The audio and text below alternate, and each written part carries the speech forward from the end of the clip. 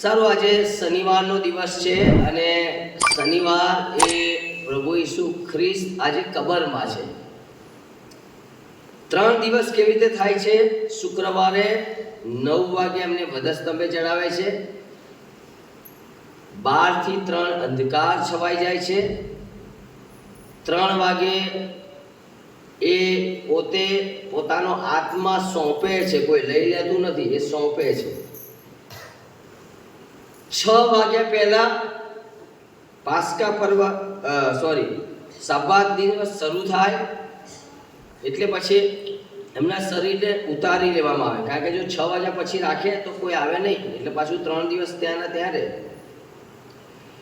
યહૂદી પ્રમાણે શુક્રવાર 6 વાગ્યા પહેલા એક દિવસ, શુક્રવાર 6 વાગ્યાથી શનિવાર 6 વાગ્યા બીજો દિવસ રાતના, અને શનિવાર 6 વાગ્યાથી રાતે સાંજના 6 વાગ્યાથી રવિવાર એ ત્રીજો દિવસ, એમ 3 દિવસ થાય છે. એટલે શુક્રવાર એક દિવસ, શુક્રવાર સાંજ એટલે 6 વાગ્યા પછી બીજો દિવસ શરૂ થાય યહૂદી રીત પ્રમાણે, અને શનિવાર 6 વાગ્યા પછી એ ત્રીજો દિવસ શરૂ થાય. અને આ જે શનિવાર, હવે તો રવિવાર શરૂ થઈ ગયો, પણ 6 વાગ્યા પહેલા એ શનિવાર ગણાય. અને પ્રભુ ઈસુ ખ્રિસ્ત એ વધસ્તંભેથી એમને ઉતારી દેવામાં આવે છે અને એમને એક કબરમાં મૂકવામાં આવે છે. તમને ખબર છે, પ્રભુ ઈસુ ખ્રિસ્ત જ્યારે એમનું મરણ થાય છે, એટલે કે પોતાનો આત્મા સોંપી દે છે, ત્યારે શું થાય છે? તો કે છે મંદિરનો જે પડદો હોય છે એ તૂટી જાય છે. હવે મંદિર 3 ભાગમાં હોય છે. પરમ પવિત્ર સ્થાન, આ ઓલરેડી તમે જાણી શકો છો. પછી તમે જે બેઠા છો આટલેથી આ પવિત્ર સ્થાન, અને એથી પાછળનો ભાગ એ આંગણું કહેવાય. આંગણામાં પરમ પવિત્ર સ્થાનમાં, તમે પરમ પવિત્ર સ્થાનમાં જાઓ તો ત્યાં એક મોટું સંદૂક મૂકેલું, એમાં એની પર કરુબો દૂતના આકારો મૂકેલા. એ સંદૂકની અંદર 3 બાબતો, એક તો મૂસાની એ કડી ફૂટેલી લાકડી, હારૂનની કડી ફૂટેલી લાકડી. બીજી બાબત, એમાં માન્ના હતું જે ઇસરાયેલ લોકોને આપવામાં આવ્યું. અને ત્રીજી બાબત શિલાપાટો હતી, જેમાં 10 આજ્ઞા લખેલી હતી. એક બાજુ 5, એક બાજુ 5, એવી રીતે 10 આજ્ઞાઓ લખેલી હતી. એ 3 અંદર મૂકેલી હતી. સંદૂક બંધ છે, કોઈ ખોલી શકે નહીં. આ સંદૂક પછી અહીંયા કરી મોટો પડદો, વણેલો ગૂંથેલો એવો પડદો, જેને ઉચકવા માટે 300 માણસોની જરૂર પડે. કે છે મોટા હેવી, જે શક્તિશાળી હેવી હાથીઓ પણ હોય, અને 2 બાજુથી ખેંચે તો પણ એ પડદો તૂટે નહીં. ટ્રેક્ટર બાંધીને જો એને ખેંચવામાં આવે તો પણ એ પડદો તૂટે નહીં, એટલો મજબૂત, જબરજસ્ત. કારણ કે એને લાવવા માટે પણ 300 માણસો જોઈએ. એટલો જબરજસ્ત રીતે એ બનાવેલો. કેમ? કારણ કે આ પડદો બતાવે છે તમે પેલી બાજુ જઈ શકતા નથી. પેલી બાજુ કોણ છે? ઈશ્વર છે, અને એમાં તમે જવાય નહીં. પણ એમાં વર્ષમાં એક વખત એક જ જગ્યાથી એ મહાયાજક એ પોતાના માટે, લોકોને માટે એ લોહી લઈને અંદર જાય. એના પગમાં બેડી બાંધેલી હોય, અને જ્યારે અંદર જાય ત્યારે આખી જમાત, એટલે કે તમામ ઇસરાયેલ લોકો બહાર હોય, અને આ ઇસરાયેલ લોકો રાહ જોવે. જ્યારે અંદર જાય ત્યારે મહાયાજકના પગમાં ઘૂઘરી બાંધેલી હોય, અને અહીંયા કમરે પડદો બાંધેલો, દોરડું બાંધેલું હોય. એના હાથમાં લોહી હોય, એ લોહી લઈને અંદર જાય, અને લોહી ત્યાં છાંટે અને કહે કે પ્રભુ, આ મારા પાપના કારણે અને આ મારા લોકના પાપના કારણે તું અમને માફ કર અને અમને કબૂલ કર. જો ઈશ્વર એને એ ત્યાં અંદર ફરે એટલે ઘૂઘરીનો અવાજ આવે અને ખબર પડે કે ભાઈ અંદર જીવે છે. પણ જો એ મરી જાય એટલે ઘૂઘરીનો અવાજ બંધ થઈ જાય, એનો મતલબ કે ઈશ્વરે બલિદાન સ્વીકાર્યું નથી, એને ખેંચી લેવામાં આવે અને ત્યાં રોગ કપોળ થાય, કારણ કે ત્યાં શ્રાપ પણ આવી શકે છે, ઈશ્વરનો ક્રોધ પણ આવી શકે છે, ગમે તે થઈ શકે. અને આ બધી ક્રિયાઓ તમને લેવીઓના પુસ્તકમાં મળશે, તમે વાંચો લેવીઓના પુસ્તકમાં. એટલે આ બહુ મહત્વનું, તો પડદો બહુ મહત્વનો. તો પડદો બતાવે છે તમે લોહી વગર ઈશ્વરની પાસે જઈ શકતા નથી. તમારે લોહી લઈને જવું પડે, તમારે મળવું છે ઈશ્વરને, ઈશ્વર સાથે વાત કરવી છે, ઈશ્વરની વાણી સાંભળવી છે, ઈશ્વરનો સ્પર્શ અનુભવવો છે, તો તમારે એ લોહી લઈને જવું પડે. પછી આટલો જે ભાગ છે આંગણું કહેવાય, આંગણું પવિત્ર સ્થાન કહેવાય. આ પવિત્ર સ્થાનમાં કે છે અખંડ જ્યોત માટે દીપ વૃક્ષ હોય, જે દીવો સળગ્યા જ કરે. અને પાછો એક ટેબલ હોય, મેજ, એમાં રોટલી મૂકવામાં આવે, જે 12 જાતિઓને એ ત્યાં રિપ્રેઝેન્ટ કરે, 12 જાતિઓ પ્રમાણે.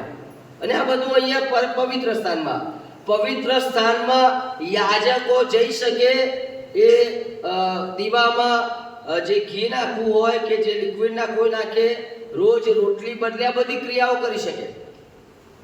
એના પછી આંગણું શરૂ થાય. આંગણામાં તમે જેવા એન્ટ્રન્સમાં આવો, તરત જ એ એન્ટ્રન્સમાં એટલે કે દરવાજામાં આવો અંદર, એટલે ત્યાં વેદી હોય. વેદીની બરાબર આવો તો ત્યાં એક કુંડ હોય, જ્યાં તમારે હાથ પગ ધોવા અને બધું જે શુદ્ધિકરણની ક્રિયાઓ કરવી. હવે જેવા તમે અંદર આવો, તરત જ વેદી બતાવે છે કે ભાઈ તારે ઈશ્વર પાસે જવું છે, પણ તું તો પાપી છે, તું પાપ સાથે ઈશ્વર પાસે જઈ શકે નહીં, એટલે તારે બલિદાન ચડાવવાનું. એટલે તમે અંદર આવો ને એટલે લોહી લઈને, એટલે કોઈ બલિદાન લઈને આવવાનું. સમજો કે કોઈ જાનવર લઈને આવું. તો પછી મેં જે પાપ કર્યું છે એ પાપ યાજક પેલા જાનવરના માથા પર મૂકે, અને જાનવર હવે મારું પાપ લે છે, અને ત્યાં એ જાનવર હવે પાપી થયું છે, એટલા માટે એને વેદી ઉપર મારી નાખવામાં આવે, એનું લોહી છાંટવામાં આવે. પણ એ સમયે હું ફ્રી થઈ ગયો, કારણ કે મારા માટે કોઈ બીજું મરી ગયું. કોણ? તો કે છે જાનવર. અને હું ત્યાં શુદ્ધિકરણ થઉં છું, માફી પામીને પાછો રહ્યો છું. આ ક્રિયાઓ બધી ચાલે છે, આવી ક્રિયાઓ હતી.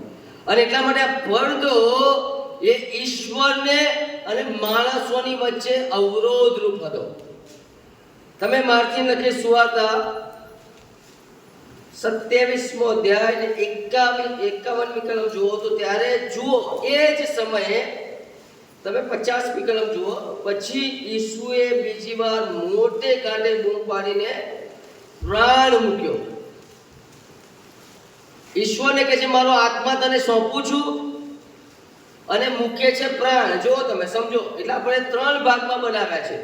આપણે પેલી ટ્રેનિંગ શરૂ કરીશું ત્યારે હું સમજાવીશ કે 3 ભાગનો મતલબ શું છે, કારણ કે આપણી પાસે એટલો બધો ટાઈમ નથી. પણ જો અહીંયાથી 15 લોકો થશે તો આપણે ચાલુ કરીશું અને તમને સમજાવીશું. કે છે અહીંયા જુઓ, કે છે એ આત્મા ઈશ્વરને સોંપે છે, પણ અહીંયા આગળ એ પ્રાણ મૂકે છે. પ્રાણ બતાવે છે શરીરને નિર્જીવ બનાવે છે. પ્રાણ નીકળી જાય એટલે શરીર નિર્જીવ બની જાય. આત્મા તો ઈશ્વર સાથે જાય છે, અને પછી એનો ન્યાય થશે, જે માણસના આત્માની વાત કરી. પણ કે છે જ્યારે એ પ્રાણ મૂકે છે ને, તરત શું થાય છે? ત્યારે તરત જ ઓન ધ સ્પોટ જુઓ, મંદિરનો પડદો ઉપરથી, નીચેથી નહીં, નીચેથી હોત તો માણસે તોડ્યો હોત, ઉપરથી તળે સુધી ફાટીને 2 ભાગ થઈ ગયા. પડદો જ નથી તો પછી હવે શું થયું? તમે દોડીને સીધા પરમ પવિત્ર સ્થાનમાં જઈ શકો. હવે તમારે કોઈની જરૂર. એ ઈશ્વર અને માણસોની વચ્ચે જે અવરોધ હતો, જે રૂકાવટ હતી, જે બાબત આપણને ઈશ્વરને મળવા નહોતી દેતી, જે બાબત ઈશ્વર આપણી પાસે પહોંચી શકતા નતા, એ પડદો હવે તોડી નાખે છે. કોણ તોડે છે? ઈશ્વર. કેમ તોડી નાખે છે? કારણ કે પ્રભુ ઈસુ ખ્રિસ્તનું બલિદાન ત્યાં સ્વીકારવામાં આવ્યું, એક્સેપ્ટ થયું, સ્વીકારી લીધું. એ લોહીનો સ્વીકાર કરી લીધો અને હવે ઈશ્વરે કહ્યું હવે બીજા કોઈ પણ બલિદાનની જરૂર નથી. એટલે આ એક કામ થયું.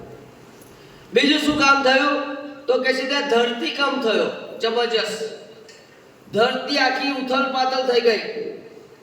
ત્રીજું કામ શું થયું તો કે છે મરેલા માણસો જીવતા થયા. અત્યાર સુધી કોઈ જીવતું નથી થયું. પણ એ સમયે જે લોકો ઈશ્વરમાં મરી ગયા હતા જૂના કરારમાં, એ લોકો બધા જીવતા થયા. પછી શું થયું તો કે છે એક સિપાહીએ ત્યાં જોયું, એને અનુભવ થયો અને એનું જીવન પરિવર્તન થઈ ગયું. અને આ બધી ઘટના બની, જબરજસ્ત ચમત્કારો ત્યાં થયા. આજના દિવસે થયા, શનિવારના દિવસે, શુક્રવારે સાંજે એટલે કે શનિવારે, એટલે એમને દફન કરે પહેલા આ બધા જબરજસ્ત અનુભવો ત્યાં લોકોએ કર્યા. તમને ખબર છે પ્રભુ ઈસુ ખ્રિસ્ત કોણ હતા? જો તમારી પાસે પેન છે તો લખી લેજો, કારણ કે આ બાબત તમને નહીં મળે. પ્રભુ ઈસુ ખ્રિસ્તે 36 ચમત્કાર કર્યા. કેટલા? 36. અને આ દુનિયાનો કોઈ પણ માણસ એમણે કરેલા ચમત્કારની કોપી કરી શકતો નથી. આ દુનિયામાં કોઈ પેદા થયો નથી ને થશે નહીં જે સમુદ્રના તોફાન શાંત કરે, જે મરેલા માણસોને અડકેને જીવતા કરે, જેના અવાજથી 4 દિવસથી ગંધાતો માણસ બહાર આવે, જેના સ્પર્શથી ગમે તેવી અસાધ્ય બીમારી જતી રહે, જેના શિક્ષણથી ખુખાર માણસો બદલાઈ જાય. 36 ચમત્કારો કર્યા. પ્રભુ ઈસુ ખ્રિસ્તે 39 ઉદાહરણો આપ્યા જે આકાશ અને પૃથ્વીને હચમચાવી નાખે. એમણે ઈશ્વર વિશેની વાત કરી, સ્વર્ગ વિશેની વાત કરી, નર્ક વિશેની વાત કરી, જીવન વિશેની વાત કરી. એક એક ઉદાહરણ એ અજોડ છે અને આ દુનિયાની પાસે નથી. પ્રભુ ઈસુ ખ્રિસ્તે 19 વખત પ્રાર્થના કરી, 19 ટાઈમ. એક પ્રાર્થનાનો ઉત્તર મળ્યો છે. એમણે જે પ્રાર્થના કરી ને બધી જ પ્રાર્થનાનો ઉત્તર મળ્યો છે. પ્રભુ ઈસુ ખ્રિસ્તે 45 ભવિષ્યવાણી કરી, એક બે નહીં, 45 પ્રેડિક્શન કરી. 45 ભવિષ્યવાણીમાં 90% ભવિષ્યવાણી એમના જીવતા જીવ પૂરી થઈ ગઈ. એક ભવિષ્યવાણી પૂરી થઈ, બીજી હવે આવવાના છે પૂરી થશે, જે ભવિષ્યવાણી એમણે કરી. પ્રભુ ઈસુ ખ્રિસ્તે 16 સંદેશા આપ્યા. આજે પણ આ 16 સંદેશા ઉપર અસંખ્ય પુસ્તકો લખાયા છે. આ એક જ માણસ એવો છે, એક જ વ્યક્તિ એવા આવ્યા જેની ઉપર અઢળક લોકો લખતા થયા. અને આ 16 સંદેશાએ લોકોના જીવનો બદલી નાખ્યા.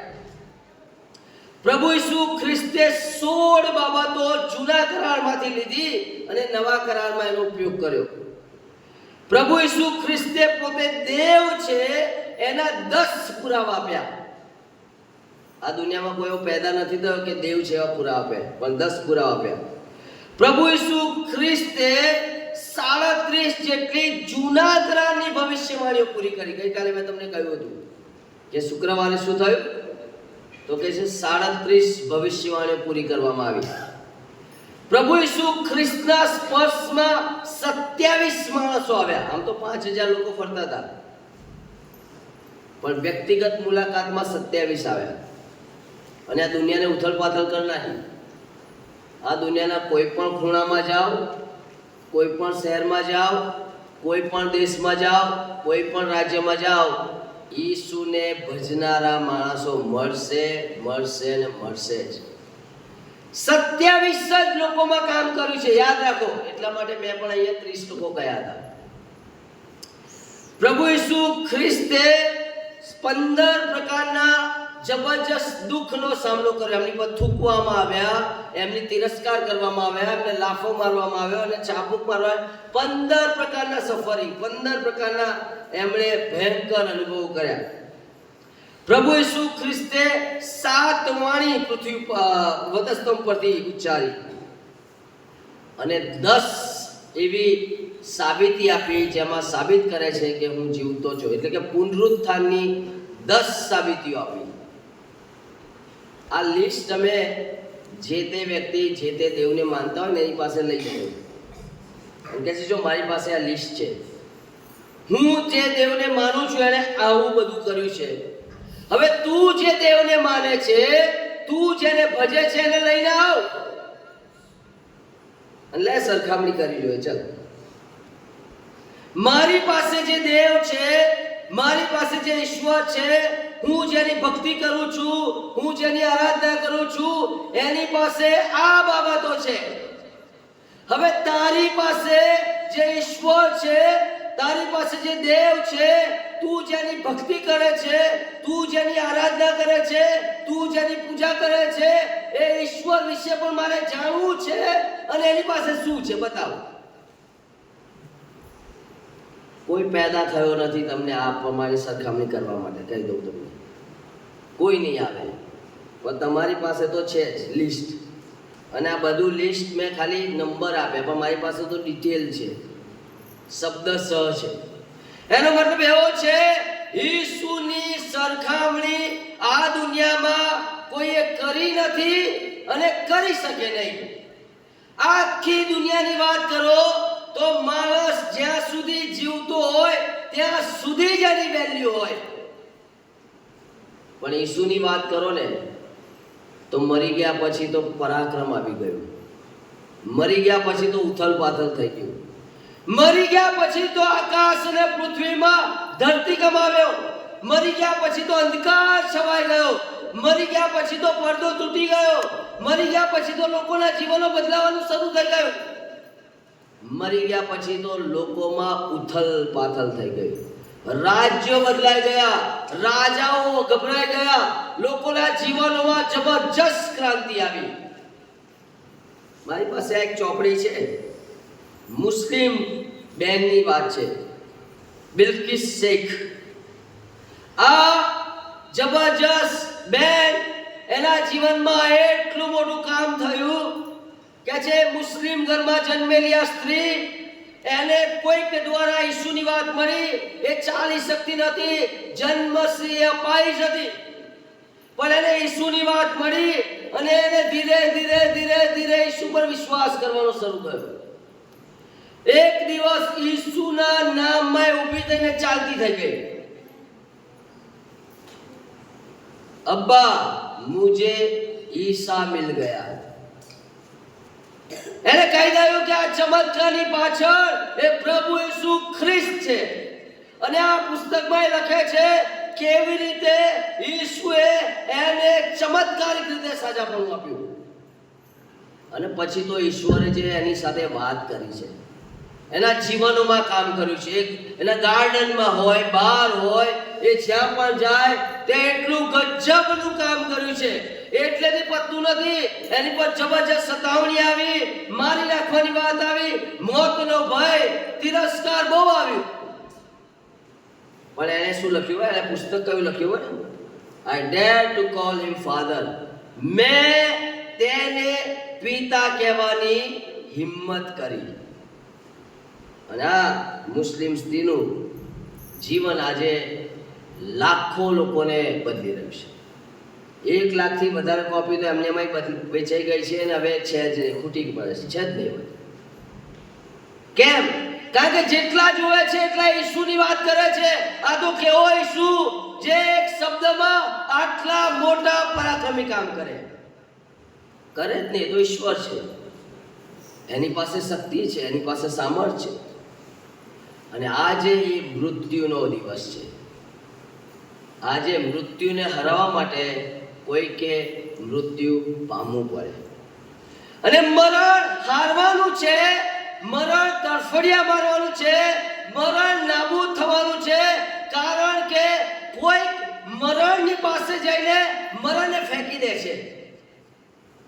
તમને ખબર છે ઈશ્વરે મરણને કેમ ટૂંકું કર્યું? આદમ અને હવાને કહ્યું કે જે દિવસે તું ફળ ખાશે એ દિવસે મરશે જ મરશે. 5મો અધ્યાયમાં જાઓ તો આદમ 930 વર્ષ જીવ્યો અને મરી ગયો. 5મો અધ્યાય ઉત્પત્તિનો પુસ્તક. મથુસેલાની પાસે જાઓ તો 969 વર્ષ જીવો, સૌથી હાઈએસ્ટ.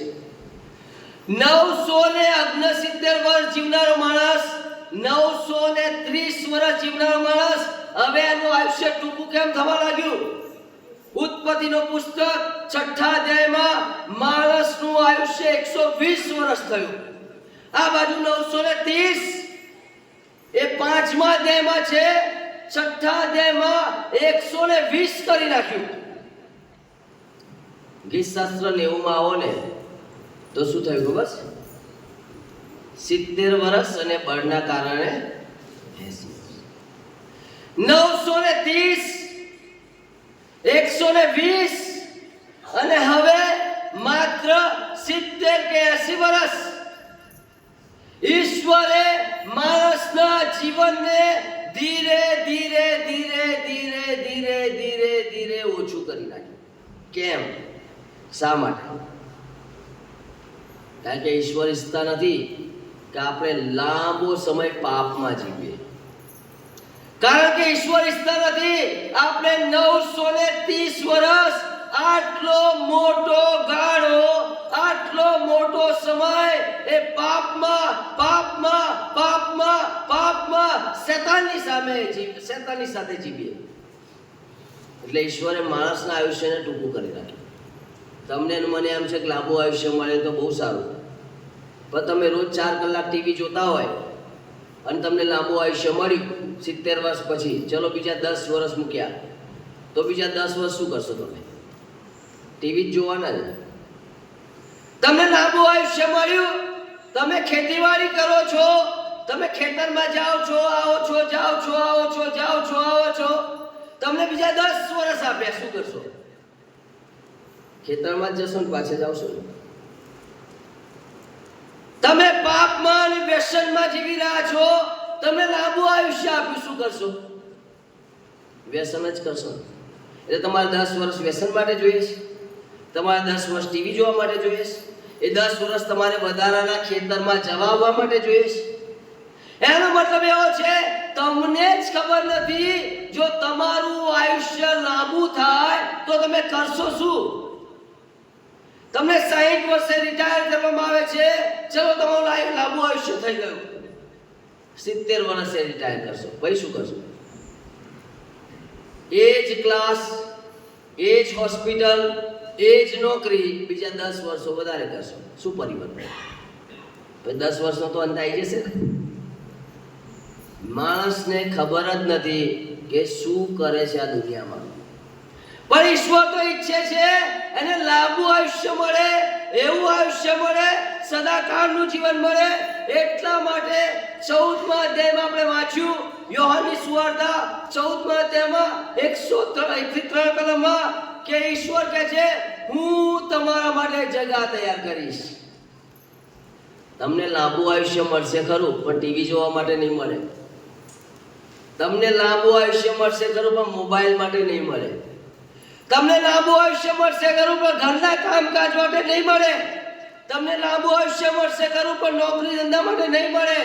તમને લાંબુ આયુષ્ય ઈશ્વર આપશે, પણ માત્ર ને માત્ર ઈશ્વરની સેવા કરવા માટે. અને એ બાઇબલમાં લખ્યું છે. ખોલો 14મો અધ્યાય, શું કહે છે? તમારા હૃદયને વ્યાકુળ થવા ના દો. કેમ? તમે દેવ ઉપર વિશ્વાસ રાખો છો, મારા પર પણ વિશ્વાસ રાખો. મારા બાપના ઘરમાં રહેવાના ઘણા ઠેકાણા છે, નહીં તો હું તમને કહે, કેમ કે હું તમારે માટે જગ્યા તૈયાર કરવાને જાઉં છું. આ જગ્યા કઈ છે? જે લોકો તારણ પામે છે એના માટે તે જગ્યા તૈયાર થાય છે. કારણ કે ત્યાં એક પુસ્તક છે, પુસ્તકમાં નામ લખાય છે ભાઈ જેકબ ક્રિશ્ચિયન હવે આવશે. ક્યાં રહેશે? તો કે અહીં રહેશે. તમને ખબર છે હું આવવાનો હતો ત્યારે કમિટીએ ચર્ચા કરી ને કે ભાઈ વક્તા સાહેબ આવશે તો ક્યાં રહેશે, શું કરશે. હું આવ્યો ત્યારે સાહેબે મને આ એક બેગ, એક થેલી લાવીને આપી. એમાં બધું જ હતું. શું હતું?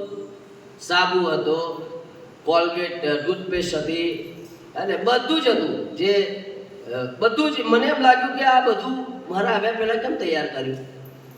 કારણ કે એમને ખબર હતી કે હું આવવાનો છે. કારણ કે એમને ખબર હતી કે મારે આવવાનું છે, મારી ચર્ચા થઈ છે, મારી વાત થઈ છે, મારું નામ નોંધવામાં આવ્યું છે, એ કમિટીએ બરાબર નોંધ લીધી છે, એટલા માટે મારું આવવાનું પહેલેથી નક્કી હતું. એમ મારું ઈશ્વરના રાજ્યમાં જવાનું છે ને એ પહેલેથી નક્કી હોય છે. હું જઈશ ને એટલે બધું તૈયાર. શું કહે છે? તમારા માટે જગા તૈયાર કરવા જાઉં છું, અને હું જઈને તમારા માટે જગા તૈયાર કરીશ અને પાછો આવીશ. આ ભવિષ્યવાણી છે. શું કહે છે? હવે હું પાછો આવીશ. હું ગયા શનિવારે જ્યારે ઘરેથી નીકળ્યો, મારી પત્ની ને મારી દીકરીને મેં કહ્યું કે અમે રવિવારે પાછા આવીશું. સાંજે 7 થી 8 વાગ્યા સુધીમાં તો મેં આવી જઈશું. મારી પત્નીએ શનિવારે જતા પહેલા હું જઉં છું એ કારણ એને ખબર હતી. કેમ જઉં છું, મારે શા માટે જવાનું છે? તો એક કામ પૂરું કરવાનું છે. પણ હું એક કામ પૂરું કરીને તરત જ પાછો આવીશ. હું વધારે નહીં રોકાવ. કેમ? મારું કામ પૂરું થઈ ગયું. એમ રોજ મારી પત્ની ને મારું બાળક કહે છે, પપ્પા કેટલા વાગે આવશો? કેટલા વાગે આવશો? કેમ? કારણ કે અમને ખબર છે કે હું રવિવારે સાંજે આવવાનું છે. રોજ વાત કરે છે અને મને દેખાય છે કે મારી રાહ જોઈ રહ્યા છે, મારી દીકરીની રાહ જોઈ રહ્યા છે. જ્યારે જ્યારે ફોન કરીએ છે ત્યારે અમને ખબર પડે છે કે હું કાયમી કहीं રહેવાનો નથી, હું પાછો જવાનો છું. હું જોઈ રહ્યો છું કે એ મારી રાહ જોઈ રહ્યા છે, એ મને યાદ કરી રહ્યા છે. મને ખબર પડે છે. પણ મારો શનિવારનો ટાઈમ નથી આજે જવાનો, એ પણ મને મારો રવિવારનો ટાઈમ છે. એમ હું જઉં છું તો હું પાછો પણ આવીશ. અને શું કહે છે? જેથી જ્યાં હું રહું છું ત્યાં તમે પણ રહો. વિચારો, તમારે ઘરમાં રહેવું છે, હનુમંચોનમાં રહેવું છે, કે પછી ઈશ્વર સાથે રહેવું છે? એ તો કહે છે હું જાઉં છું. કેમ? આજે શનિવારના દિવસે 2000 વર્ષ પહેલા હું જઈ રહ્યો છું. એનું કારણ છે કારણ કે હું જઈશ ને તો તમને પાછા લેવાઈશ. પાપ એ સાર્વત્રિક છે. દરેક જગ્યાએ કોઈ પણ દેશના વ્યક્તિ પાસે જાઓ, કપડાં જુદા હશે, ભાષા જુદી હશે, ભોજન જુદું હશે, રહેણીકરણી જુદી હશે, વાતચીત જુદી હશે, બધું જુદું હશે, પણ પાપ તો એક સરખું જ હશે.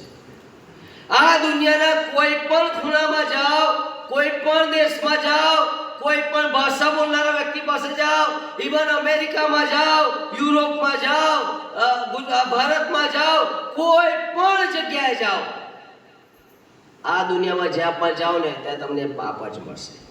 અને પાપનો મુસારો મરણ છે. મરણને મારવા માટે ઈસુએ મરણને સરળ થવું પડ્યું. કારણ કે મારવા માટે ત્યાં તો પહોંચવું જ પડે, એ જગ્યાએ જવું જ પડે. એના મિશન હતું. હવે શું થશે જ્યારે પ્રભુ ઈસુ ખ્રિસ્ત એમ કે જે હું લેવા આવીશ ત્યારે શું થશે? તો કે છે જ્યારે વિશ્વાસી માણસ મરણ પામશે ત્યારે એનું મરણ કેવું હશે? અને એટલા માટે તમે જો બાઇબલમાં વાંચો, યોહાન 3:16 વાંચો તો તમને ખબર પડશે, હું તેઓના પાપ માફ કરીશ અને તેઓને અનંત જીવન આપીશ.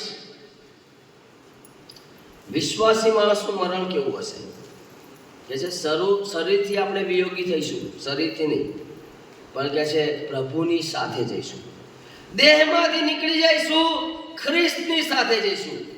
ઇબ્રાહિમમાં ગોદમાં જે ભિખારી ગયો, લુકની લખેલી સુવાર્તા 16:22 કલમ, કોણ લઈ ગયા? તો કે દૂતો લઈ ગયા. દૂતોને ખબર હતી કે આનું નામ ક્યાં લખાયું છે. દૂતોને ખબર હતી. તમે કોઈ પણ ટ્રેનમાં જાઓ, તમારી સીટ રિઝર્વ હોય કારણ કે તમારી પાસે ટિકિટ છે. દૂતોને ખબર હતી આ ભિખારી આવી રહ્યો છે, તરત જ દૂતો પહોંચી જાય છે અને લઈ જાય છે. પણ શરીર તો ત્યાં જ પડ્યું છે, એને લઈ જાય છે. પ્રકટીકરણનું પુસ્તક 20:5 કલમમાં લખ્યું છે, જે વ્યક્તિનું નામ જીવનના પુસ્તકમાં નોંધેલું પડ્યું છે એ વ્યક્તિનું નામ હવે ત્યાં નોંધાઈ ચૂક્યું છે. જેઓએ ખ્રિસ્તના માટે શિક્ષા ભોગવી છે, જેઓએ પાપને માટે પોતાના શરીરો આપ્યા નથી, જેઓએ નવીનીકરણનો અનુભવ કર્યો છે, એ બધાને માટે ત્યાં જગ્યા તૈયાર છે. અને પ્રભુ એ જગ્યા તમને આપશે. મરણ પછીની વાત છે. મરણ પછી એ આખું બદલાઈ જશે. મરણ પછી માતા પિતા, ભાઈ બહેન, દીકરા દીકરી એ આપણો અધિકાર નથી, પછી તો ઈશ્વરનો અધિકાર છે. અને એટલે કે છે આ મરણ એ તમને એવી જગ્યાએ લઈ જશે જે જગ્યાની તમે કલ્પના કરી નથી, વિચાર્યું નથી, સમજ્યા નથી, કશું ખબર નથી. વિશ્વાસીનું મરણ બહુ આશીર્વાદી છે. કેમ? કારણ કે શોર્ટ ટર્મ ટૂંકા જીવનમાંથી નીકળીને લાંબા જીવનમાં જાય છે. પણ અવિશ્વાસીનું મરણ કેવું છે? તો કે જે અવિશ્વાસીને હાડેસમાં જવું પડશે, કરણી પ્રમાણે ન્યાય પડશે, એનું નામ પુસ્તકમાં લખ્યું નથી, તેને અગ્નિની ખાઈમાં ફેંકી દેવું પડશે, અને હવે એને આ બીજું મરણ સદાકાળ સુધી મળશે. અને આ મરણમાંથી એ ક્યારેય છૂટી શકશે. પાઉલ પ્રેરિત બહુ સરસ લખે છે. હવે જૂના કરારમાં, નવા કરારમાં મરણ શબ્દ બદલાઈ ગયો. મરણ શબ્દને બદલે ઊંઘ શબ્દ આવ્યો. અને એટલા માટે કોરિન્થીના પત્રના 15મા અધ્યાય પછી તમે વાંચો તો કહે છે, હવે ઊંઘી ગયેલા માણસ વિશે અજાણ્યા રોય તમારા માટે યોગ્ય નથી. કેમ? કારણ કે પ્રભુ પોતે ઉઠ્યા છે, તો જે લોકો ખ્રિસ્તમાં ઊંઘી ગયા છે એ લોકો પણ ફરી ઉઠશે. તમને કહેવા માંગુ છું, મારા મમ્મી ને પપ્પા બંને આ દુનિયામાં નથી.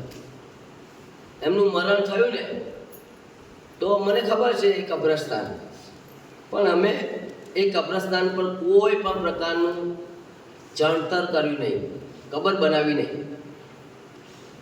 એટલા માટે ના બનાવી કારણ કે અમે બધા જાણતા હતા, અમારું કુટુંબ જાણે છે. અમને ખબર હતી કે અહીંયા ઘડી માત્ર ને માત્ર એ શરીર અને હાડકા છે, પણ અત્યારે ક્યાં છે? ઈશ્વર છે. મને 100% ખબર હતી કે આ કબ્રસ્તાનમાં મારા પિતા હવે નથી, મારી માતા હવે કબ્રસ્તાનમાં નથી. એટલા માટે આટલા બધા વર્ષો થયા હું ક્યારેય કબ્રસ્તાનમાં ગયો નથી, કદી નહીં ગયો.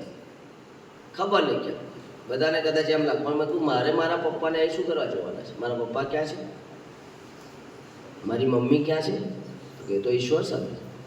જો એ જીવતા હોય, એ ઈશ્વર સાથે હોય, એમના શરીરને રૂપાંતર થઈ ગયું હોય, એ સદાકાળ માટે જીવી રહ્યા છે, એ સારી જગ્યાએ છે, તો પછી મારે મારા મમ્મી પપ્પાને આ જગ્યાએ શોધવાની જરૂર.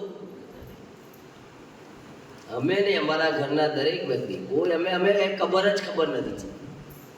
એટલી બધી ખબરો ત્યાં લોકો એને ચણી દે છે, આ કરે છે, તે કરે છે. અમે બધું કર્યું જ નહીં, પણ અમે પૈસા બીજાને દાનમાં આપી દીધેલા. અમે વિચારેલું કે જેટલો ખર્ચો એ કબ્રસ્તાનમાં થાય છે ને એ બધો ખર્ચો અમે સેવામાં આપી દઈશું. કારણ કે મને ખુદને ખબર છે મારા પિતાને માટે, મારી માતાને માટે એ ઈશ્વરે ઓલરેડી જગ્યા તૈયાર કરી છે. જો એ જગ્યા તૈયાર ના કરી હોત તો ત્યાં જ હોત, અને ત્યાં હોત તો ક્યાં હોત? સદાકાળના બીજા મરણમાં હોત. એ તો ખતરનાક છે, બહુ ખતરનાક છે. બાઇબલ કહે છે એ માણસો જેમનું નામ જીવનના પુસ્તકમાં લખાયું નથી એમને બીજું મરણ મળશે. મારી સાથે બીજો કોરિન્થીયોનો પત્ર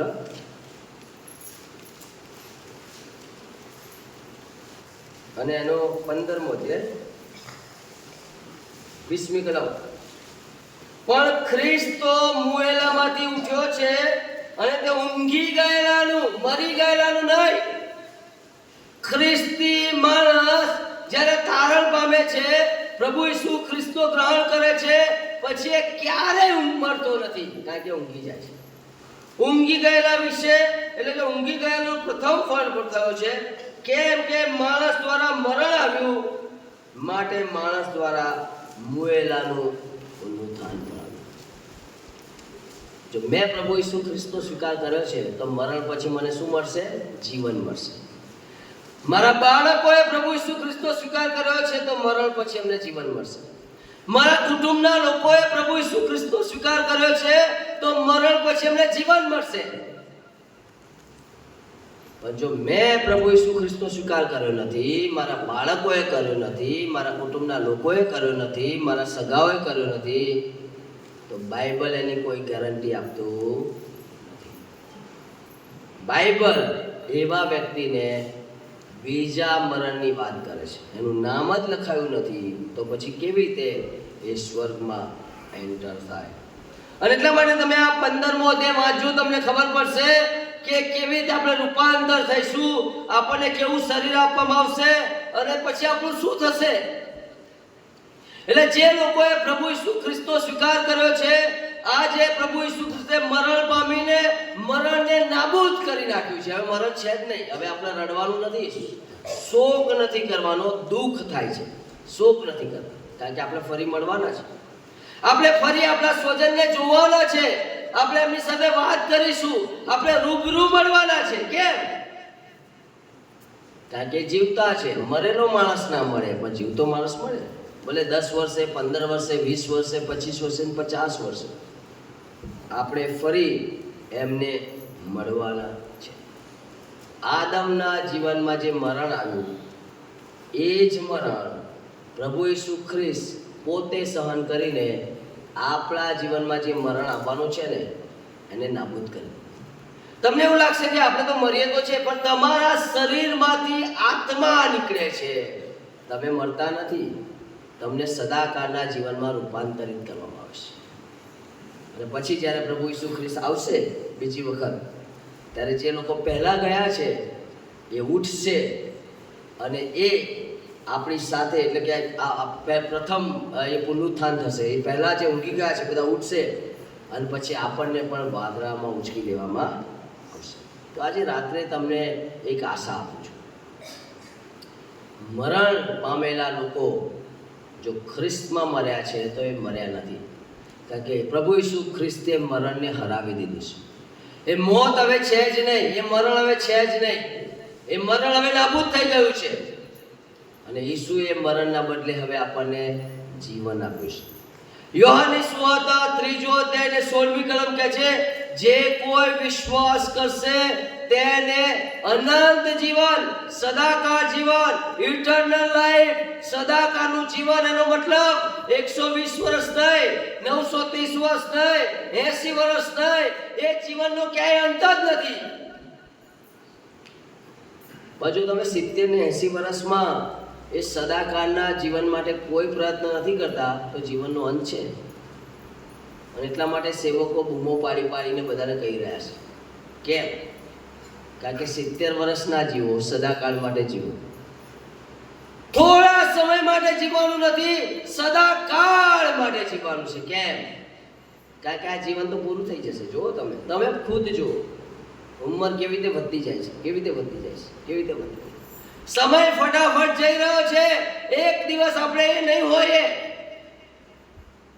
જેના માટે આપણે ટાઈમ આપ્યો છે, જેના માટે આપણે દોડધામ કરે છે, જેને આપણે જીવન માનીએ છે, એ જીવન આપણી પાસેથી લઈ લેવામાં આવશે.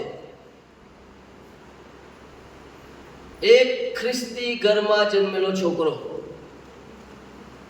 જેને ખ્રિસ્તી જીવન પ્રમાણે ઉછેરવામાં આવ્યો, નાની ઉંમરથી એને બાઇબલ, પ્રાર્થના ને બધું જ આપવામાં આવ્યું. પણ આ છોકરો જેમ જેમ મોટો થતો ગયો એમ ધીરે ધીરે એનામાં જગતની બાબતો એટલી બધી આવવા લાગી. બહુ નાની ઉંમરમાં, તરુણ ઉંમરમાં, એવી નાજુક ઉંમરમાં એના મિત્રો બદલાયા, એની સંગતિ બદલાઈ અને ભયંકર વ્યસનમાં આવી ગયો. એવું જિંદગી કે જાણે કે નર્ક સમાન જિંદગી.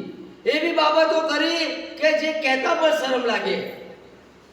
એક બાજુ માતા પિતા એના માટે રડે છે, માતા પિતાને પ્રેમ કરે છે, માતા પિતા સમજાવે છે, અને બીજી બાજુ એનું જીવન ટોટલી ડિફરન્ટ. અને હવે શું થયું? અંદર તો યુદ્ધ ચાલે છે. આત્મા તો કહે છે ખોટું છે. શરીર કહે છે આ જ જીવન છે. ડિપ્રેશન, સખત નિરાશાનો શિકાર બને. વિચાર કરવા લાગ્યો કે આવું જીવન છે કે મરી જવું સારું, મરી જવું સારું, મરી જવું સારું. 16 વર્ષની ઉંમરમાં એને પહેલી વખત મરી જવાનો પ્રયત્ન કર્યો. એવી બાબતો પી લીધી જેના કારણે એના શરીરમાંથી લોહીની ઉલટીઓ થવા લાગી. રાત્રે લગભગ 12 વાગ્યાની આસપાસ એને નજીકની હોસ્પિટલમાં લઈ ગયા. એ હોસ્પિટલમાં જ્યારે દીકરાને લઈ જાય છે ત્યારે જ્યારે હોસ્પિટલમાં જાય છે રાતના સમયમાં ત્યારે એ બધી જગ્યાએ લોહીની ઉલટી કરે છે, લોહીની ઉલટી કરે છે, લોહીની ઉલટી કરે છે. રાતનો એક ડોક્ટર ત્યાં હોય છે અને ડોક્ટર ત્યાં હોય છે અને એને તપાસે છે. એ સમયની વાત છે જ્યારે ડોક્ટર એમ કહે છે, ભાઈ મોડું થઈ ગયું છે, હવે તમે એને કોઈ મોટા દવાખાને લઈ જાઓ અથવા તો ઘરે લઈ જાઓ, આનો કોઈ ઈલાજ નથી. આ જીવે તો જીવે, ના પણ જીવે, મારી પાસે આનો કોઈ ઈલાજ નથી. એ લાચાર પિતા અને એની સાથેના 2 મિત્રો એક ટેમ્પામાં લઈ ગયેલા અને હવે એને પાછો લાવે છે. ઘરમાં જ્યારે લાવે છે ત્યારે બધા કહે છે હવે મરી જશે, મરી જશે, મરી જશે. કોઈ કહે છે આજે રાત્રે મળશે, કોઈ કહે છે સવારે મળશે, કોઈ કહે છે 2 દિવસમાં મળશે. અને આ દીકરાએ એ મરણ ઘાતક પથારીમાં એક જ પ્રાર્થના કરી, જો ઈશ્વર તું સાચો હોય, જો તું સત્ય હોય, જો તું પરાક્રમી હોય, મેં તારી ક્યારેય ભક્તિ કરી નથી, હું તને ક્યારેય નમ્યો નથી. મેં દરેક વખતે ઢોંગ કર્યું છે, ચર્ચમાં ઢોંગ કર્યું છે, બાઇબલ વાંચવાનું ઢોંગ કર્યું છે, પ્રાર્થના કરવાનું ઢોંગ કર્યું છે, પણ અત્યારે મરણની બીક લાગી રહી છે. અને દીકરાએ પ્રાર્થના કરી, જો તું સાચો ઈશ્વર હોય તો મને જીવન આપ અને હું તને જીવન આપીશ. એ દીકરાને ખબર પડી કે એનામાં કઈ પરિવર્તન આવી રહ્યું છે, બદલાવ આવી રહ્યું છે. ડોક્ટરના બોલેલા શબ્દો ખોટા પડ્યા. એને કહ્યું નહીં જીવે, પણ આ તો જીવવા લાગ્યો. પાછો એ જ રૂટિનમાં આવી ગયો, એ જ રૂટિનમાં આવી ગયો, એ જ રૂટિનમાં. થોડા સમયમાં તાકાત આવી, થોડા સમયમાં કામ શરૂ કર્યું, થોડા સમયમાં પાપ શરૂ કર્યા, થોડા સમયમાં વ્યસન શરૂ કર્યા. એમને એમ કરતા કરતા કરતા કરતા વર્ષ નીકળી ગયું. ઈશ્વરને કહ્યું હતું કે પ્રભુ જો તું જીવન આપીશ તો હું જીવન આપીશ. આવી વાતચીત થઈ હતી ઈશ્વર સાથે. ઈશ્વર વફાદાર રહ્યા, આ દીકરો વફાદાર રહ્યો નહીં. હવે રાત્રે એવું થયું, 1.5 વર્ષ પછી કે છે દીકરો સુવા જાય છે ત્યારે એને કોઈ વાત કરે છે. એ જેવો રાત્રે ઊંઘવા જાય છે ત્યારે એને કોઈ કહી રહ્યું છે, મેં મારું વચન પૂરું કર્યું છે, હવે તું તો પૂરું કર. પેલો દીકરો કહે છે આ તો ખાલી વિચાર આવ્યો છે. એક દિવસ વિચાર આવ્યો, 2 દિવસ વિચાર આવ્યો, રોજે રોજ એ વિચાર વધતો ગયો. આખો દિવસ પાપમાં, અપરાધમાં, ભૂંડાઈમાં, ઈશ્વરથી દૂરનું જીવન. રાત પડે ને એટલે આને બીક લાગવા લાગે, કારણ કે આને કોઈ વાત કરતું હતું. આ દીકરાને તો પ્રાર્થના કરતા આવડે નહીં, સેવા શું એ ખબર નહીં, કોને ક્યાં જવું ખબર નહીં, સેવાનો મતલબ જ ખબર નહીં. અને હવે તો એ ઈશ્વર એને જાણે કે એને એટલો બધો ટોર્ચર કરી રહ્યા હોય, એને કહી રહ્યા હોય તારે જીવન આપવું પડશે, મેં તને જીવન આપ્યું છે, આ જીવન તારું નથી. મમ્મી પપ્પાને તો એવું લાગે આ તો બગડી ગયો છે, આ તો ઈશ્વરથી દૂર છે, પણ અંદર તો યુદ્ધ ચાલતું હતું, જબરજસ્ત યુદ્ધ ચાલતું. અને પછી આ દીકરા એક રસ્તો લીધો અને એણે એક પ્રાર્થના કરી કે પ્રભુ મને ખબર નહીં સેવા શું છે, મને ખબર નહીં પ્રાર્થના શું છે, મને ખબર નહીં કેવી રીતે તારું કામ, મને કશું જ ખબર નથી. જો તમે મારો ઉપયોગ કરવા માંગતા હોય તો તમે તમારી રીતે કરો. અને આ દીકરાએ રડી રડીને રાત્રે પ્રાર્થના કરવાની શરૂ કરી. એ રોજ રાત્રે પોતાનું ઓશીકું પલાળે અને સવારે નોર્મલ. રોજ રાત્રે રડે, પ્રભુને કશું જ ખબર નહીં, જેવો વિચાર આવે બેચેન થઈ જાય, જાણે કે ઈશ્વર એને કહેતા હોય ને રોજ રાત્રે પોતાનું ઓશીકું પલાળે. આવું લગભગ 2 વર્ષ ચાલ્યું અને હવે એકદમ એક્સ્ટ્રીમ આવી ગયું. અને એક દિવસ એને ઘરમાં ઝઘડો થયો, જબરજસ્ત ઝઘડો થયો. અને 5 જુલાઈ 2001ના દિવસે કે છે 5 જુલાઈ 2001ના દિવસે રાત્રે, એટલે કે 6 જુલાઈ એના પપ્પા એને બહુ માર્યો, સખત માર્યો. એનું કારણ હતું કે એના પપ્પા એ તો આત્મિક હતા, પ્રાર્થનાવાદી હતા, અને છોકરો તો કંઈક અલગ જ હતો. અને આ છોકરાએ નિર્ણય લીધો કે હવે હું અહીંયા નહીં રહું. અને 7 જુલાઈ 2001 ના દિવસે સવારે 6:30 વાગે એ ઘર છોડી દીધું. એ જતા એની પાસે જે બેગ હતી એમાં એને બાઇબલ મૂક્યું, માત્ર ચંપલ અને 200 રૂપિયા એને હાથમાં લીધા. ઘરના ટાઈમ છે કે હમણાં સાંજે ફરીને પાછો જ આવશે. પણ આ વખતે આ દીકરાએ નિર્ણય લીધેલો કે જો પાછો આવીશ તો મારા પપ્પાને જ મારીશ, એના કરતાં મારે રહેવું નથી. ત્યાંથી 3 કિલોમીટર રેલવે સ્ટેશન જાય છે. રેલવે સ્ટેશનમાં 3 વર્ષ પહેલા એનો જ એક મિત્ર ત્યાં જ પડીને એક જગ્યાએ મરી ગયો હતો. આ દીકરાને ખબર હતી કે આ દુનિયા છોડવાનો સૌથી સીધે સાધો રસ્તો એવો છે કે આ ટ્રેનમાં પડીને મરી જાવ. 7:10 એક જબરજસ્ત બહુ જ ફાસ્ટ ટ્રેન જાય. હવે આ છોકરાની ઈચ્છા હતી કે હવે પાછો તો જવું નથી, સેવા તો આવડતી નથી, હવે શું? એટલા માટે એણે વિચાર્યું કે ટ્રેન આવે, જેવી નજીક આવે બસ ઝંપલાવી દેવાનું. ત્યાં આગળ 6:45 પહોંચી ગયો. 6:30 નીકળ્યો ને 15 મિનિટમાં તો રેલવે સ્ટેશન પહોંચી ગયો. અને પછી હવે રેલવે સ્ટેશન જઈને પેલી 7:10ની ટ્રેનની રાહ જોઈ રહ્યો છે. એના મિત્રો પણ હતા આજુબાજુ. જ્યારે એ જે બીજી 7:30ની ટ્રેન જાય એમાં એના મિત્રો પણ જતા હતા, એટલે એ પણ બધા એને ઓળખાય અલગ રીતે ઉભો રહ્યો. હવે નમીને રાહ જોવે છે, હમણાં આવશે. અને રાહ જોઈ રહ્યો છે. એટલામાં સામેના પ્લેટફોર્મ પરથી એક માણસ આમ હાથ હલાવીને કહે છે, અને આને ખબર પડે છે કે પેલો ભાઈ એને બોલાવી રહ્યો છે, પણ જો એની જોડે વાત કરે છે તો ટ્રેન જતી રહે છે. અને ટ્રેન જતી રહે છે તો પછી બધો પ્લાનિંગ નિષ્ફળ જાય છે. હવે પેલો ભાઈ તો બોલાવી જ રહ્યો છે અને આ છોકરો એને ના પાડી એની સામે જ જોતો નથી. પેલો ભાઈ અકળાઈ જાય છે ને આ પ્લેટફોર્મ પર આવી જાય છે.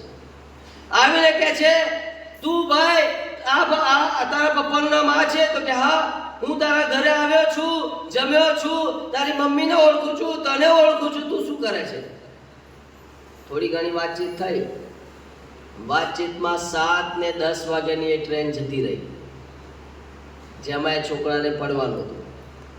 અને આ છોકરાએ કહ્યું કે ટ્રેન તો જતી રહી, હવે શું? હવે તો ત્યાં ટ્રેનની રાહ જોઈ, ટ્રેન તો જતી રહી એની આંખો સામે. અને આ છોકરો પ્લેટફોર્મ પર રડવા લાગ્યો અને એને કહ્યું કે જો આજે આ કારણે હું આવ્યો હતો. પેલો ભાઈ એ પોતે મિશનરી હતો. એને કહ્યું ચિંતા કરીશ નહીં, મારી પાસે એક પાસ્ટર છે, તને હું ત્યાં મોકલું છું, તું ત્યાં થોડાક દિવસ તું ત્યાં રહેજે, અને જો તારી સાથે ઈશ્વર વાત કરે છે તો ઠીક, નહીં તો પાછો આવજે, હું તારી વ્યવસ્થા કરીશ. એ છોકરાને એ પાસ્ટરને ત્યાં મોકલ્યો. આત્મિક વાતાવરણ શરૂ થયું, ભક્તિ શરૂ થઈ, પ્રાર્થના શરૂ થઈ, સંગત શરૂ થઈ, અને ત્યાંનું જીવન બદલવા લાગ્યું. ધીરે ધીરે એના જીવનમાં પરિવર્તન આવવા લાગ્યું. આ બાજુ માતા પિતા શોધવા લાગ્યા, ક્યાં ગયો હશે, શું થયું હશે, અને ઘરની અંદર ઉથલપાથલ થઈ ગયો, બહુ બધી ધમાલ થઈ. અને અહીંયા ઈશ્વરે એક ભટકેલા છોકરાનું જીવન બદલી નાખ્યું. કારણ કે પ્રાર્થના શું કરી હતી? પ્રભુ મને ખબર નહીં કેવી રીતે તારી સેવા. તમને ખબર છે 26 વર્ષ થયા છોકરાને, આજે હું તમારી સામે ઊભો છું. એ ઈશ્વરે આવી જગ્યાથી મને એ લાવે છે. એ જે કરે છે, જે સાંભળે છે, એની સાથે જે વાત કરે છે, એ આજે પણ એ કરીને બતાવે છે. મારું ધર્માંતર નથી થયું, મને લોભ નથી આપ્યો. 1 વર્ષ સુધી મેં બિલકુલ એક જ ટાઈમ ઉજવ્યો હશે. મારી પાસે પૈસા જ નતા, સાબુના પૈસા નહીં, કપડાના પૈસા નહીં, ટૂથપેસ્ટના પૈસા નહીં, પેન લાવવાના પૈસા નહીં, કશું જ નહીં. ધર્માંતર હોત ને તો રૂપિયા હોત બરાબરના, બંગલો હોત ને ગાડી હોત. પણ ઈશ્વર કહે છે ટ્રેનિંગ તો આવી જ રહેશે, આવું જ જીવવું પડશે, આમાં જ ચલાવવું પડશે, આ જ તારું જીવન છે. મેં કહ્યું પ્રભુ કશો વાંધો નહીં, 1 ટાઈમ ના મળે, 2 ટાઈમ ના મળે, વ્યવહાર રહેવાનું ના મળે, કઈ વાંધો નહીં, કેટલી રાતો તો મેં એવી જગ્યાએ સૂઈને કાઢી છે જે અત્યારે હું વિચારું છું કે પ્રભુ હું આવી જગ્યાએ સૂતો હતો. કેટલા દિવસો તો એવી રીતે પસાર કર્યા છે જાણે કે નાવાનું પાણી જ ના હોય. ઘણી વાર શેતાને કહ્યું પાછો જતો રહે ને, પપ્પા મમ્મી સારા છે, તું સુધરીને જઈશ તો એ લોકો તારો સ્વીકાર કરશે. મેં એકદમ મરી જઈશ પણ જૂના જીવનમાં પાછો જઈશ નહીં. 26 યર થયા. હું જે સંસ્થામાં કામ કરું છું એ 24 દેશમાં કામ કરે છે અને ભારતની ટોટલી જવાબદારી મારી પાસે છે. આ એ જ વાત કરી રહ્યો છું કે ઈશ્વર આજે પણ જબરજસ્ત કામ કરે છે. અને એટલા માટે જો તમે પ્રભુ ઈસુ ખ્રિસ્તને સ્વીકાર્યા છે ને તો હવે મરવાની જરૂર નથી, મરવાથી ડરવાની જરૂર નથી.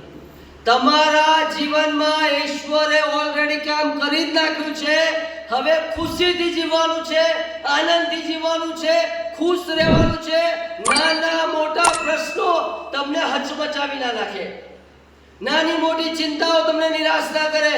કોઈ તમને જોઈને એમ ના કહે કે આ કેવા ઈશ્વરને ભજનારી સ્ત્રી છે, આ કેવા ઈશ્વરને ભજનારો છોકરો છે. નાની નાની વાતોમાં અકળાઈ જાય છે, નાની નાની વાતોમાં નિરાશ થઈ જાય છે, નાની નાની વાતોમાં રડવા લાગે છે, નાની નાની વાતોમાં કચકચ કરે છે. આપણો ઈશ્વર એવો નથી. એ જે પણ કરશે ને એની કોઈ યોજના હશે. અને એટલે આજે રાત્રે હું તમને હિંમત આપું છું, આ ઈશ્વર ક્યારેય બદલાતા નથી. જો તમે તમારું જીવન સોંપ્યું છે, જો તમે એ વિશ્વાસ મૂક્યો છે તો હવેના પછીના વર્ષો એ વિશ્વાસમાં ટકી રહેજો. કોઈ તમને પાછું લઈ જાય નહીં, કોઈ તમને ભટકાવી નાખે નહીં, કોઈ તમને લોભાવી દે નહીં, કોઈ તમને તમારા વિશ્વાસથી લગાવી દે નહીં. એટલા માટે જે થવું હોય થાય. આ ઈશ્વરને છોડતા નહીં, કારણ કે હું જાઉં છું અને પાછો આવીશ. એ ગયા છે તમારા માટે અને તમારા માટે પાછા આવશે. રાહ જોજો. સવારે ઉઠો ત્યારે રાહ જોજો, રાત્રે સુવો ત્યારે રાહ જોજો. એ રાહમાં જીવજો, એ રાહમાં જીવજો કે મારો પ્રભુ 100% મને લેવા આવશે. કારણ કે મારું નામ ત્યાં લખી દીધું છે, મારા માટે જગ્યા તૈયાર કરી છે. હવે હું આ દુનિયાનો નથી, હવે હું આ દુનિયામાં જીવવાનો નથી. હવે મારા માટે ઉત્તમ એ ઈશ્વરે કામ કર્યું છે. હું તો મુસાફર છું, થોડા સમયમાં પતી જશે આ સમય, પણ એ સદાકાળનું જીવન તમને મળશે. અને એટલા માટે હું તમને ઉત્તેજન આપું છું, આજે તમારા હૃદયને વ્યાકુળ થવા ના દો. ચિંતા, નિરાશા, હતાશા આનાથી નીકળી જાઓ. હંમેશા હસતા રહો, હંમેશા હસતા રહો, ગમે તે થાય. પાઉલ અને સિલાસ તો કે છે જેલમાં આનંદ કરતા. પાઉલ કહે છે પ્રભુમાં સદા આનંદ. આનંદ તમારા ચહેરા પરથી કોઈ છીનવી ના લે. કોઈની તાકાત નથી એ છીનવવાની, કારણ કે ઈસુ તમારી સાથે છે. આજે આ વિશ્વાસ લઈને તમે જુદા જજો અને આવતીકાલથી એક નવા જીવનની શરૂઆત કરજો, જેમાં તમે અને ઈસુ, તમારી સાથે પ્રભુ ઈસુ ખ્રિસ્ત છે અને એ તમને મૂકી દેશે નહીં. એમણે બહુ સરસ કહ્યું છે, જગતના અંત સુધી હું તમારા અંત સુધી નથી કીધું, જગતના અંત સુધી તમારી સાથે.